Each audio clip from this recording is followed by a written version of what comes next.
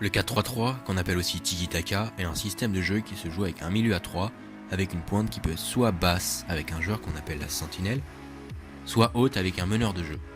Dans cette vidéo, on va s'intéresser à la formation pointe basse. Ce système de jeu se base en grande partie sur des jeux en triangle. Voici les triangles possibles. 4 triangles à former et déformer pour trouver de l'espace. Le plus important, c'est vraiment le triangle des 3 milieux qui doit assurer tout l'équilibre du bloc. Lors de la phase offensive, ce sont les défenseurs centraux qui assurent la première relance. Il faut qu'ils soient patients, quitte à faire un peu tourner la balle entre eux, pour pouvoir jouer en avant, dans le bon tempo. Le plus souvent, ils peuvent donner la balle à la sentinelle. Si le 6 ne peut pas jouer face au jeu à cause du pressing effectué par les adversaires, il faut qu'il change de place avec un autre milieu de terrain pour faire tourner le milieu, pour permettre aux nouveaux joueurs en pointe basse de jouer face au jeu.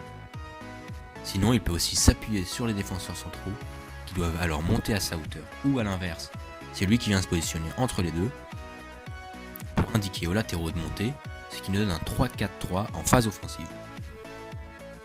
Dans cette disposition, les ailiers se recentrent et rentrent dans le cœur du jeu pour attirer au maximum les défenseurs et laisser de l'espace au latéral. Le milieu doit compenser son départ en s'excentrant.